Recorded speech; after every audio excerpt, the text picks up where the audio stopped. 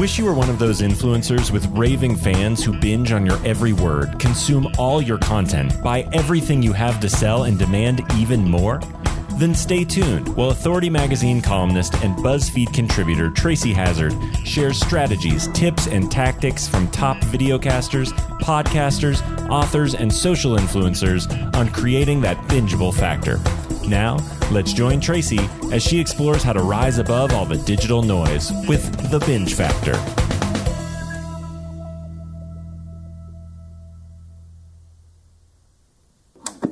Hey everyone, welcome to the Binge Factor. I'm Tracy Hazzard, and I have someone I already knew who came across my guesting form, and I thought, I gotta have him on the show. We gotta check this out. So I have Jeremy Ryan Slate. His show is Create Your Own Life, and his brand, his company is called Command Your Brand. They are publicists. They're for visionary founders who are looking to build brands, not just being lead hungry. And I love that kind of methodology of thinking about the type of client you really want. And Jeremy has done a great job of building Command Your Brand. So it's a great company to follow. We have featured them on Feed Your Brand before. So you can hear an interview with Jeremy where he's giving advice about getting publicity for your podcast. He's been in and around the podcast industry for quite some time. You're going to get a lot of inside tips and creative things that Jeremy's doing to create publicity for his show, to get great guests, increase listeners, all those fun things that we talk about here on the Binge Factor all the time. Jeremy Slate is the founder of Create Your Own Life podcast, studies the high performers in the world. Jeremy has studied literature at Oxford University and is a former champion powerlifter turned new media entrepreneur. He specializes in using podcasting and new media to create trust and be an opinion leader. In iTunes, he was ranked number 1 in business category and ranked number 78 in the top 100. He was named one of the 26 podcasts for entrepreneurs to listen to in 2017, 2018 by CIO magazine. I was in the same list. And so it was also in the top podcast to listen to by Inc. magazine in 2019 and millennial influencer to follow in 2018 by BuzzFeed. The Create Your Own Life podcast has been downloaded over 2.5 million times. He's a contributing editor of the New Theory magazine and Grit Daily. After his success in podcasting, Jeremy and his wife, Brielle, founded Command Your Brand Media to help leaders use the power of podcast to change the world.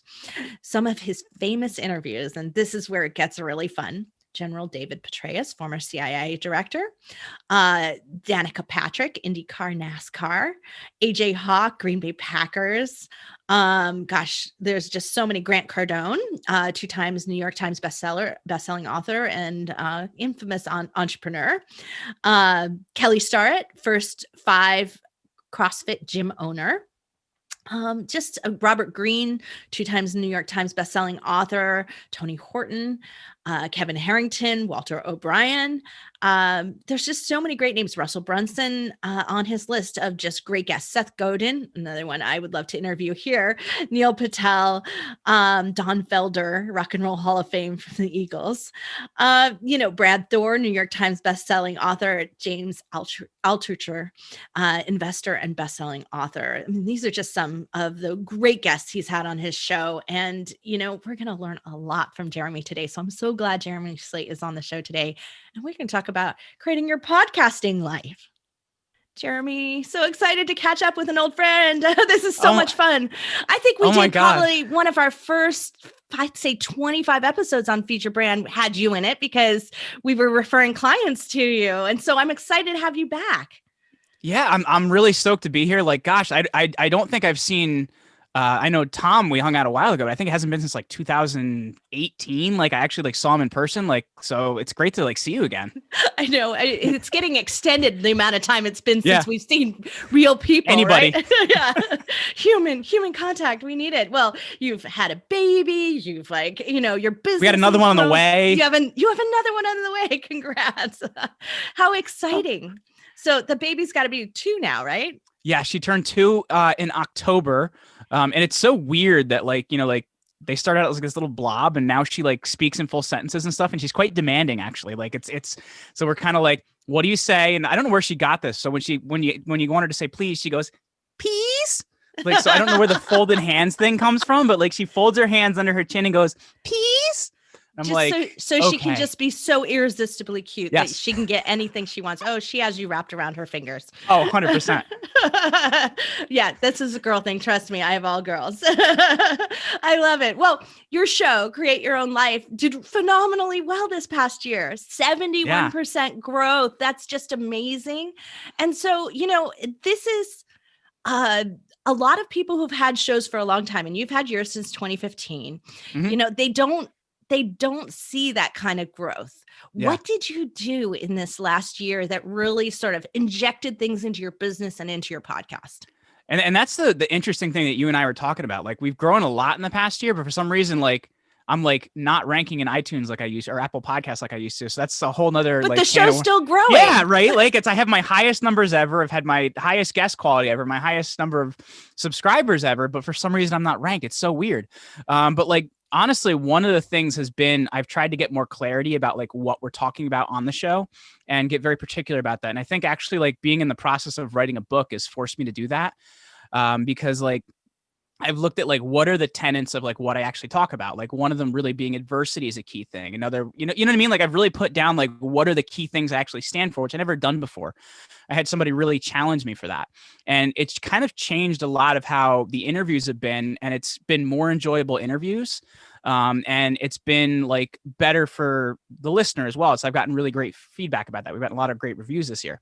So like, that was one thing, is just myself just figuring out like, how can I show up better and make this, more of a joint thing? Because as I was telling you before we started recording here, as I started the same show in 2015 or 2014 when I started, like, I think it would be a lot harder if I started it now. You know what I mean? Because there's what was it, like 1.7 million now, and was the last number I saw for podcasts out there. So it's a lot harder to get seen and heard and everything else. So that was one thing, is really like, what do we stand for? What do we mean? And like, what are we really discuss here? So I really tried to hammer that down. I think that's such good advice. Yeah. I want to stop right there so everyone can really hear what you said there. Is, when we think about the podcasts that we really binge on, the ones we really listen to, the hosts we really like, it's because they have a very particular viewpoint and they're curating that. And so the fact that you've started to be tighter about it and then seen growth in your show, that's a really good sign that you're on track for doing something that people like and want more of. And too, like, it's also made me like, I don't want to sound like a jerk on it, but it's made me a lot pickier with the people that I'm having on the show, because I want to make sure they fit with what we're portraying for people. Like, I'm so glad you said that, because that's the next thing I want to ask you about. So, this is the thing. So for those of you who, just it's sort of glossed over it in my introduction to Jeremy, it's just like, his job is to help place visionary founders on podcasts. And so, he's got a job of training them, getting them to be good guests. He also has the job of finding great shows for them to be on. And so now you're experiencing that from the other side with being pickier about it and not just accepting anyone. And, are you seeing that that's helping you inform your clients better? I would definitely think so, because I've always had like the host viewpoint, which I think has helped us with how we've pitched guests to shows, how we've connected with shows and things like that. But at the same time, I think it gives you like a better perspective on like show integrity and like what that means and like why it's so important to a host to curate, why you're curating it. So I think in the last probably year and a half, it's given me a much better understanding of that. And, there's certain type of guests that like, they're awesome. They're great people. They're doing cool things, but they just don't fit with what we're trying to create here at Create Your Own Life. So you have to kind of figure out how to make all that work. And at the same time, like when it hasn't fit, but they're a cool person, like maybe I've done a LinkedIn Live or I've done something else because I really want to connect with them. But for my audience and what I do on the podcast, it just hasn't made a ton of sense. So it's kind of changed a lot of that. And at the same time, it's given me better perspective on, I guess, how to show real value to a host when we're pitching a client, when that person is actually valuable to them. Like you can't, I guess it's easy this way. Like you can look at a show and you can look at a client, the client may be awesome, the show may be awesome, be like, oh my God, they would not fit together. Like they don't even talk the same speed. So like, it really has given me a different perspective on that. I was just thinking about some of your great guests. So you've had so many great guests, but there has to be some where you just felt like this fits my show so much better. Who were some of those in the last year? Oh gosh. So I'd had Jonathan Goldsmith on, that you may also know as the most interesting man in the world from the Dos Equis commercials. And he has an incredible life story, because for me, like, I think adversity and going through that is one of the most important things you can have, because it's like a transformation process. It's like I have a goal to one day interview Tom Brady, because I think he has one of the most interesting transformation processes in his career to become that person. Like, he sat in college and they say, well, why would they sit Tom Brady? Well, because he wasn't Tom Brady yet. And I think it's the same thing that I've learned by talking to Jonathan and talking to, we had David Petraeus on, the former CIA director. Like I've kind of learned like, what are those things? And adversity is a really big one. It's like a Peter Parker moment. You know what I mean? Like he wasn't Spider-Man yet. Something had to happen for him to be that person. So that's kind of changed a lot of the way I ask questions, the insight I get from him. Cause like, I find that, and it's not like I'm a crazy preparer, but like I do prepare quite a bit for my episodes. And I find that like the way I'm structuring a question, because I actually want to get the follow-up question. You know what I mean? Like I'm structuring a question because I want to open it up so I can actually have the follow-up, which is where the real information is. So it's changed a lot of how we're talking about things and how it's guiding those conversations. I think that's really an interesting model of looking at your guests as creating this foundation and creating to get to the heart of where you want to go, which takes them maybe to a place they haven't been yet, which gives you that uniqueness in your interviews. I love that.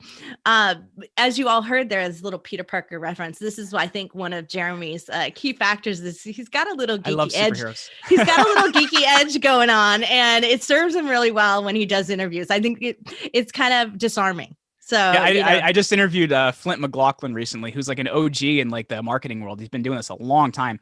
And the thing that we both have in common is we're like super nerds about ancient history. So we actually found a way to talk about marketing through the eyes of Roman emperors. Like, don't even get me going. So it's like, anyway. Well, so one of my favorite older interviews of yours, which I think is probably also in alignment with your show, is when you interviewed James Altucher. Yeah. So I loved that interview. It was really great. He said some things on your show that I hadn't heard, and I've heard him interviewed many, many other places. That was a different experience too, because we did that with a live audience. So like we did that at Stand Up New York, which is a comedy club he owns, and we had 50 people out in the audience, which that in itself as an interviewer is a different experience, because you have to figure out like it's not just me and the person in front of me. Now I'm interacting with a group. Like that in itself is interesting. Yeah, you have an obligation to be a little funnier. Right. Yeah, exactly. And I'm not a very funny person, so I don't know.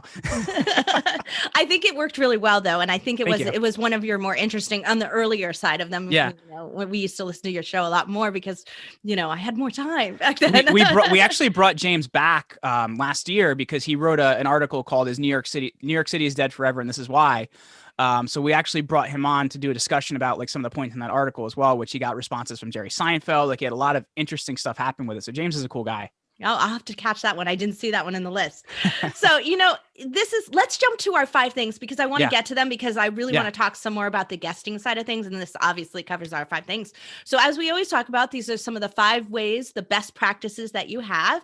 And our first one is, how do you get great guests? So you've gotten some of these great guests. How'd you get David Petraeus on the show? How did you go about doing that? So that's interesting because some of them are like active processes and some of them are like, how the heck did I do that? So like I've found there's a couple different things about it because when I first started doing the guest reach out, it was just me. And this is going to sound crazy, but it actually got more successful when I made a fake email and pretended it was somebody on my quote team that I didn't have at that point in time doing the outreach for me. I got a higher level of success. There you go, everybody. Get a fake team. Right. Well, then I hired a real team to do it for me. But in the first couple of years, like that actually really helped me because people perceive you to have a large organization. So like, oh, cool, this is fine. So like that kind of got me through a lot of barriers. And then, you have some awesome conversations with people. So like that was really important. Initially was having somebody, be perceiving to do the outreach for me. And then eventually it became interns. And then eventually it became somebody like on my team that's paid to do it. But having somebody that's not yourself do outreach actually really helps you with getting guests. At the same time, it's also understanding that PR world and how you connect with people, like, especially for big influencers. And there's kind of like this hierarchy that I like to explain to people about how you get guests. You're going to have the best chance of getting somebody if you can talk to them. Further outside of that, you get their assistant. You're going to have a, okay chance, not as good as if you can talk to them. Second outside of that is their PR person.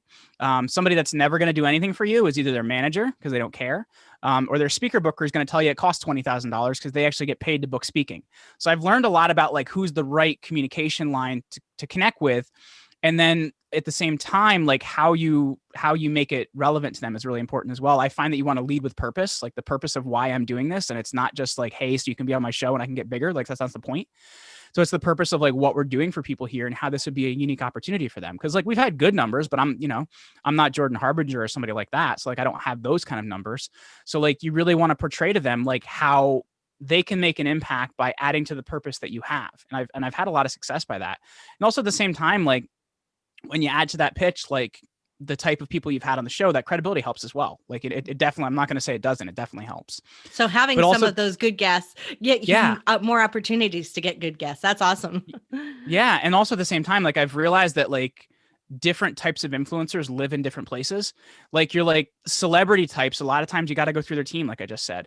But like General Petraeus, he and I connected on LinkedIn. Like one day I just saw somebody like one of my LinkedIn posts and it was like General David Petraeus. I'm like, whoa, that's a CIA director, former CIA director. That's really interesting.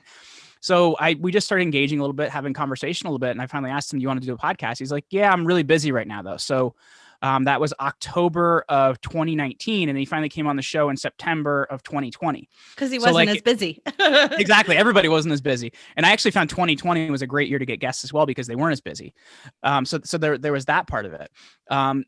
And you also like for like athletes, I've found that the best way to connect with athletes, weirdly enough, and there's also age ranges on this. They have to be still playing or within 5 years of retirement. And to be able to use Instagram to reach out there. It may sound weird, but like social media and Instagram especially is new enough that if somebody's in their 40s, they're probably not on Instagram. So like usually if they're within 5 years of retirement, I've had a lot of luck getting athletes from Instagram, surprisingly. They like really talk back to you, which is interesting. So they're still managing their own after all that time. Yes, too. Exactly. Well, because they have somebody managing it, but they also like to talk to people because they find it fun to like communicate with fans. Like we got Nick Swisher that way. That was a great interview, by the way. Oh, thank you. I'm a huge Yankee fan. My dad is too. So that when I go through and I pick like the episodes to audit when someone's going to come on my show, I'm like, yeah, who sounds really cool and interesting? Oh, Nick Swisher. Let's check that out. Yeah. Just to annoy my Red Sox fan husband, Yeah, and I'm a Nick Swisher super fan, so that was kind of a cool experience for me. So I as I said, I try to tell people don't fanboy. I did a little bit on that one. I'm not gonna lie. I fangirled at times too. I fangirled over an author. Tom thought it was the most hilarious thing ever. I did that to Brad Thor. I'm a huge Brad Thor fan. He's a writer. He's got 19 New York Times bestsellers, and I fanboyed. I can't complain. It's like art. Yeah, I know everything about you and your books. It's a little creepy. This is surprisingly weird. I know too much about you. How's it going? But I think it does make for a good interview afterwards. Yeah, because they really see that sort of connection to you. It gets built. I find for me those are the best interviews, frankly, because like how to structure a question better. You know enough about them that you know how they may respond. So you're going to ask the question differently. So like, I don't know, like that's preparation. Like I've tried to explain it this way. Like I had, I'm a big NASCAR fan. I had Dale Earnhardt's daughter on the show earlier last year. And like I didn't have to do a ton of prep because I just know crazy amounts of things about racing, which is just weird. And people wouldn't expect that knowing me. So like, it kind of, you couldn't prepare for that. You know what I mean? Like having that much appreciation for something, like you can't prepare for that because you have years of it. Well, and also what I think is that the key part of it is that you know what you want to know. Yeah. And that's the great part because you have a general basic knowledge of them. So you know what you still want to know about them. Yeah. So like I know she hates the question of being asked, like, what's it like being a woman in racing? It's the question she hates the most. I'm like, I'm not going to lead off by asking you what it's like to be a woman in racing. This is what I'm actually going to lead off with. And she's like, oh my God, I love you already. See, you made it work. I love that. Well, that's great. Well, the next side, the flip side of getting great guests is we've got to increase our listeners. So how do you do that? So I'm on 3 to 5 podcasts a week as a guest. And, that's just something my team is always doing for me. And it kind of works in a couple different ways, right? Like it helps us connect with new shows for our clients, which is awesome. And also at the same time, like it helps to spread our message and my show's message, which is great as well. So like I'm on 3 to 5 podcasts a week. That's one really big thing. So it's kind of like, I guess you got to, if your family makes pasta, you got to eat your own pasta. So that's one way of looking at it.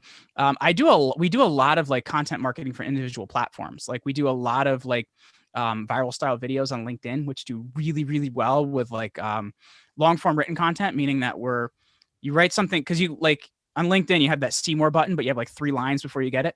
So you got to write something really interesting, shocking, or attention grabbing before that see more button. And then you get 1,300 characters to tell a story. So we spend a lot of time on what we're creating for LinkedIn, and we're getting, a few hundred likes, comments, and everything else. And I found that the video views on LinkedIn have been a lot harder to get recently. 2 years ago, I could post a Goalcast video and get 100,000 views on it. Now, like with the same level of engagement, we're getting like 4,000, 5,000 views, but it's still really good, right? Because it translates to people knowing about the podcast and things like that. So like we do a lot on LinkedIn. I just can't get into Instagram stories. I try. It's just hard. So I've tried to do like kind of artistic and interesting posts of our pictures of our guests. And that's been really like attention grabbing and stuff like that. So that's been good. And we're also constantly building our email list. So one thing we have on our site is called Get Emails. And Get Emails is a piece of code that you can put on your site, and they have a massive database of people that have subscribed to like different email lists. So this is like totally white hat. And what they do is they opt them into your email list. So, we've added, a few thousand people to our list this year that didn't subscribe for anything, that had checked out our site, had checked out the show, and then we opt them into the list, because you always got to build that email list. So that's been huge as well. Like those are the few things that we're really concentrating on. Well, that's wonderful. It looks like it's had a good return for you. Absolutely. Yeah. So how do you produce like a pro? You've been producing this show for a long time. What's the key to producing like a pro? Doing a lot less work than I used to. Like, honestly, like we have a whole production team here now that like does all the editing, all the graphic design, stuff like that. I have somebody that like, they have a massive spreadsheet of like what I'm looking for in a guest, and the names of guests I'm looking for, and they're following up with them and working on that for me, so that I can literally just concentrate on like the few things that I need for a great interview. Because when you're trying to do all of that, like it all suffers, right? Because it's like, oh my God, I got to edit here, and it's 11 o'clock at night. And oh my gosh, my wife is mad at me because I'm still up. So like, I found that like getting those things off your plate allow you to be a better host and really, really work on that. But also at the same time, like I've tried to work on my skills as an interviewer. Like I've really developed, I guess, kind of my own process and how I prepare for an interview. I find, if somebody was on a show that I like and respect, I'll listen to that show, because you'll learn a few things about them, like how they communicate. Are their answers slower, short, or long? Are they really long-winded, where I'm going to need to know where I'm going to interrupt them, stuff like that. What do they like and don't like? So I find like actually hearing how somebody speaks and how they answer questions is really important to structuring your interview as an interviewer. And then in the beginning, I used to come out with like 40 questions for somebody, which is way too much. So now I come out with my like 4 pre-written questions, and everything else is just follow-ups. But you have those few things that are really going to help you structure kind of a great conversation. Oh, that's wonderful. I love that. Thank you so much for giving us tips about not like, how you edit, but how you really become a good host, because that's really critically important to increasing listeners at the end of the day, right? It absolutely is, because the show's got to be listenable. It's got to be there to service the people that are checking you out, because we're kind of nothing without those people listening to us. That's right. So how do you encourage engagement with that audience? So in the beginning, it was a lot of the content it's funny because I was talking to somebody about this yesterday. In the beginning, it was a lot of the content I was creating. But now I find that it's people sharing my own episodes and engaging with them. I'm finding things like that, like especially on Twitter. Like I'm getting a lot of engagement with, especially people in the sports world. Like I built a really great relationship with a guy that writes for the Patriots, and he's checking out all my sports episodes and stuff like that.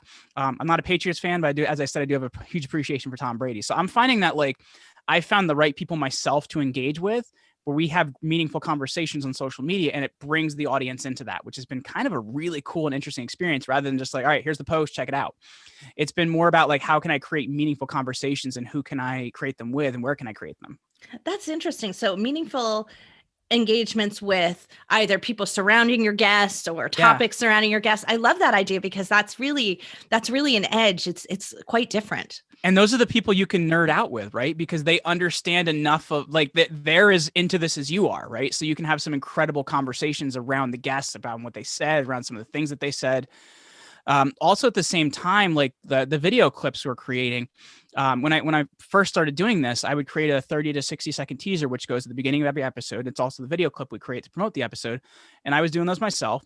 And what I eventually did is I created a Dropbox, put like 50 of them in there, and said to my editor, like, I would choose something like this. So pick something that's like one of those. And he's gotten really, really good at knowing like what I would pick and what I would use and things like that.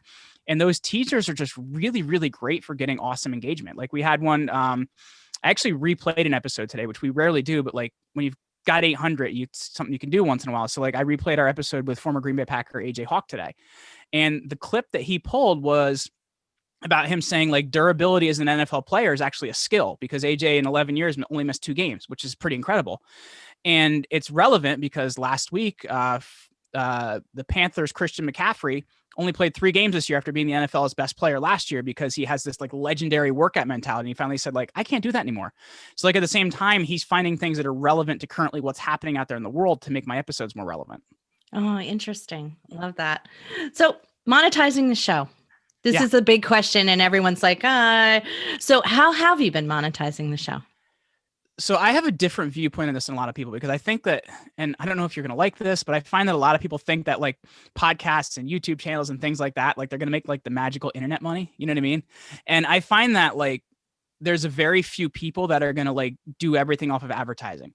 It's less than 1%.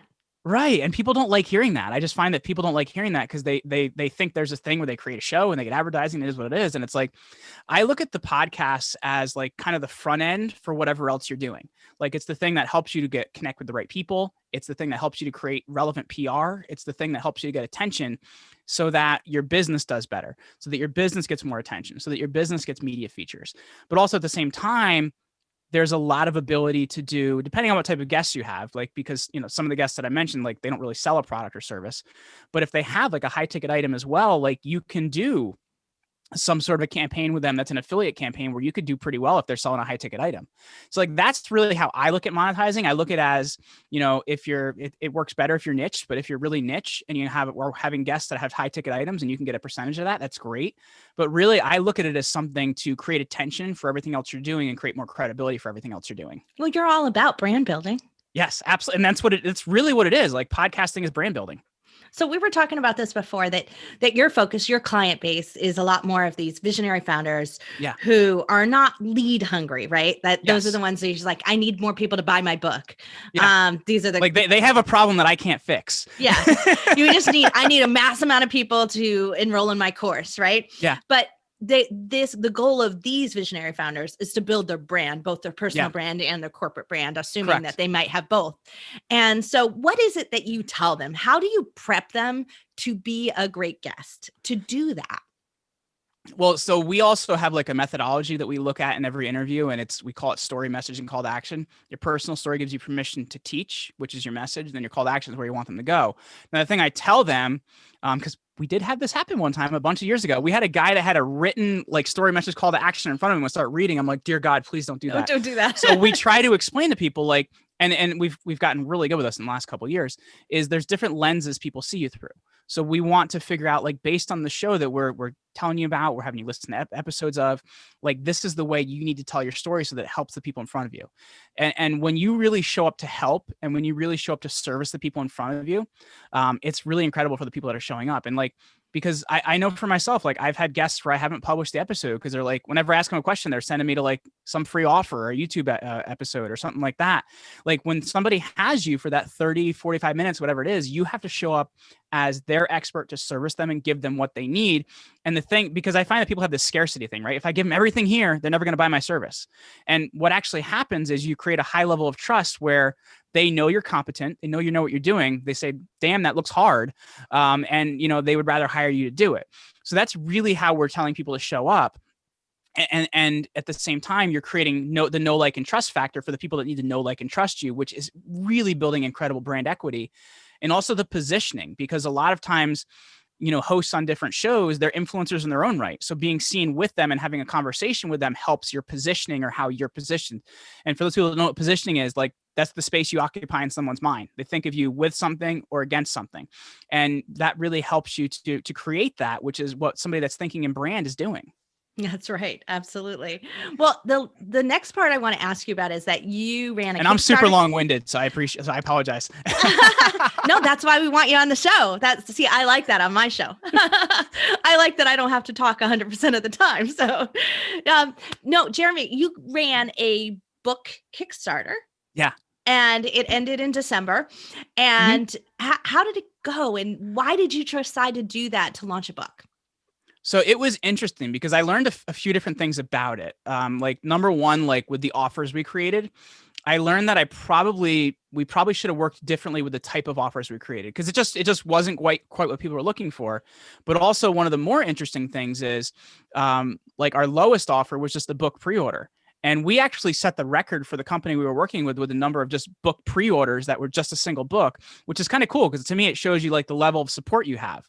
So to me, I think I could have rethought the offers a little bit. Like we did really well. We did I think like almost 300 books pre-ordered, and we did like $6,100 or something like that. We didn't hit the $10,000 goal, but it was really cool. And as you and I were talking about, it was a weird time of year. We had Christmas, it's a bad time we had of election, year, yeah. We had Thanksgiving, so it was a tough time of year. So and there's a pandemic. So. Yeah, I really take a lot of, I guess, solace in a lot of ways that, you know, we did that well during all those different things. So to me, I'm very excited about that. And the cool thing about it is when you do a book launch as a Kickstarter, because we are working with a publisher, but through like a Kickstarter type format, the platform is called Publishizer. And what it allows you to do is when you do it that way, you're coming to the publishing relationship with, you know, money invested in it.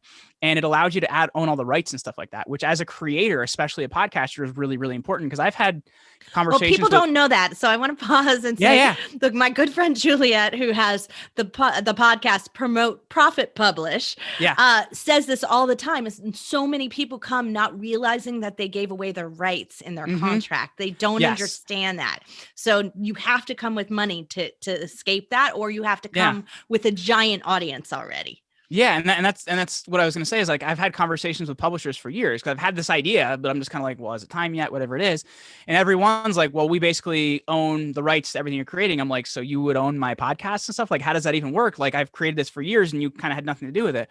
So like, it was really important to me to own a lot of stuff because I do a lot of speaking, and you could like there's some speakers I've heard some horror stories where they've lost the ability to give their keynote they've given for years because they signed it away in their contract. So to me, it was really, really important to own the rights to everything, but get all the distribution. So, you know, working with the company working with is Lifestyle Entrepreneur Press, and we work through the Publishizer platform. So it's kind of this interesting way to do it. And also at the same time, which is cool, is all your pre-orders count as day one sales. So that's going to help you with momentum for trying to hit a bestseller list as well. So there's a lot of strategy behind it. And I'm which really is excited. Such a problem for everyone. So, you know, having these things go hand in hand, you're actually solving multiple problems at once. Very unique solution. And I'm so glad you brought that to our attention here, because there are many that start their podcast with the hope of getting those pre-sales at some point. Yeah. So I really had to hustle for them too, which kind of surprised me. But like, you know, as I said, it was a weird time of year, but we got it done, you know? So binge listeners, you got 800 shows. you got to have realized by now you have some binge listeners who've listened to like all your episodes, or at least the majority of them. You know, did that ever occur to you? And, you know, what do you think about them when you're recording? That's a really good question. Because it's the weird thing to me is when I've had people like start coming up to me different places, like when I've gone to podcasting events and I've gone to different stuff, and they're like, tell me about like some way something affected them. I'm just like, wow. Like I had somebody that I really looked up to growing up, and he had emailed me a couple earlier last year, and I didn't even realize he listened to my podcast. But he goes, you know, like I was going through divorce, I was having all these problems, I was having this, that, and the other thing happening, and he was somebody that I perceived as very, very successful. And he's like, you know, like, dude, I want to thank you. Your podcast got me through that. And I'm like, whoa. So like just that ability to help people where they're at. And a lot of the feedback that I've gotten from listeners has helped me to ask better questions that are going to help them as well. Because I think that's something sometimes as a host you have to get better at, is taking on the viewpoint of someone that's listening to you and asking those questions from that viewpoint. Because sometimes we try to ask things that we're just interested in. And as a host, there has to be something interesting for you, but like the whole thing shouldn't be driven by that. So you have to really work at, you know, asking questions from the viewpoint of people who are listening to me. But I don't know if there's anybody that's listened to 800 episodes of me, other than my mom. Like, I don't know. Oh, your mom actually listens. Mine doesn't. She loves it. Like, it's my mom had a stroke, about 10 years ago. So like everything that I guess like I'm kind of one of the big ways that she experiences the world. So she's always like very excited to like check out my show. And I will, you know, if she's over the house or something, I'll hear myself talking. I'm like, oh, that's so weird. It's so like meta. That is really weird. Oh, she's quoting you. It's so dystopian. Yeah, that's right. Well, on the Binge Factor here, we like to analyze your binge factor and let you know what we see as compared to other shows out there. So, all right. So, Create Your Own Life is an interesting show because you cover so many different topics, right? Mm-hmm. You have guests who are in all backgrounds. And so there isn't that niche going for you. And honestly, that's always why I've struggled with, do I keep that name even? Like, because I've always thought like it's not niche enough, but continue. I just want to add that. No, that's a good question that everyone should be asking, but you've had it long enough that you should just keep it right at this point. That's my advice to you. You should just keep it because it's working for you.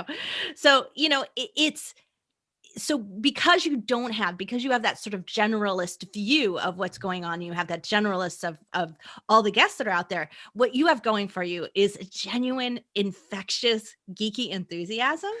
That's about an right. ability to ask those great follow-up questions. Mm-hmm. That is what your key is. And that's what makes me go, he's not going to miss the story. He's not going to miss the good question. He's going to follow up. So even if I've heard this guest or it's someone I'm a fan of, I want to listen to it on your show because you will ask the good question. You won't come with the prepared questions that the PR firm gave you.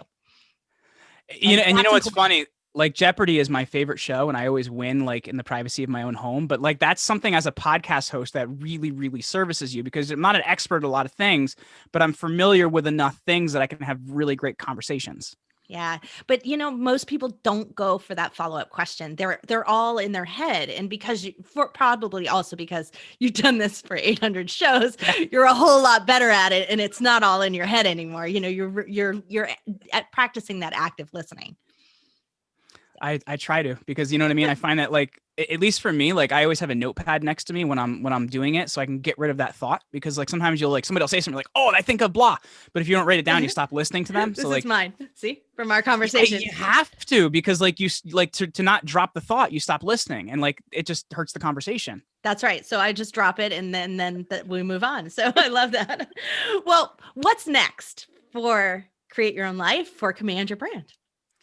So, 2020 for Command Your Brand was about growth. Like we grew the team substantially. Not as much as you guys did. So well done there, but we grew the team substantially in 2020. So this year it's really about scale. We've done very, very well. We've done high six figures for the last couple of years, but really our goal is to have a 7-figure business this year. And at the same time, it's about kind of a different level of impact. And that's one of the reasons that I have the book coming out in the fall is I have this message that I've had in me for years and I've done it through the podcast and I've really honed it through the podcast, but I guess it's really taking more of that thought leader status and more of that thought leader idea, because that is how you make a bigger impact. And at the same time, like in the world of branding, that also helps command your brand vicariously. Wonderful. Well, we wish you well, Jeremy.